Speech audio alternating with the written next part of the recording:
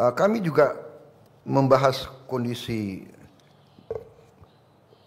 global dan kami sepakat untuk terus saling koordinasi dalam menegakkan penghormatan terhadap hukum internasional. Saudara-saudara sekalian, salah satu hal yang sangat penting dalam pembahasan saya dengan Presiden Macron adalah apa yang disampaikan oleh Presiden Macron tentang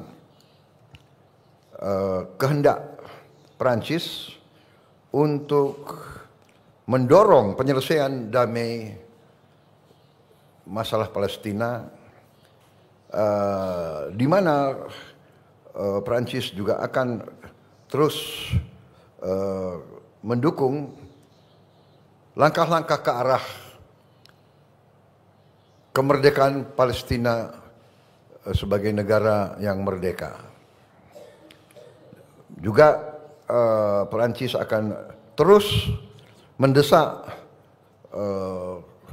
segera diberlakunya penghentian kegiatan bersenjata di Gaza dan menyuruhkan jaminan terhadap akses kemanusiaan penuh. Kami juga mendukung rencana Perancis dan Arab Saudi untuk menyelenggarakan KTT, konferensi tingkat tinggi, di bulan Juni mendatang guna mendorong penyelesaian two-state solution dan mewujudkan perdamaian di kawasan Timur Tengah. Sudah di berbagai tempat, di berbagai fora, saya sampaikan sikap Indonesia bahwa Indonesia memandang hanya penyelesaian two-state solution, kemerdekaan bagi bangsa Palestina merupakan satu-satunya jalan untuk mencapai perdamaian yang benar.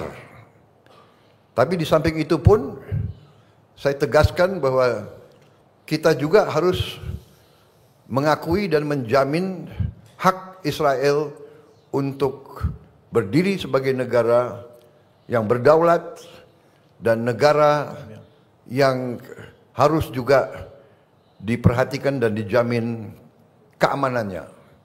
Karena itu Indonesia sudah menyampaikan begitu negara Palestina diakui oleh Israel, Indonesia siap untuk mengakui Israel dan kita siap untuk membuka hubungan diplomatik dengan Israel.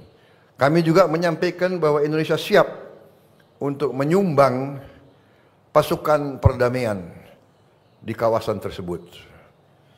Saya kira ini hal-hal yang penting yang kita sudah sampaikan.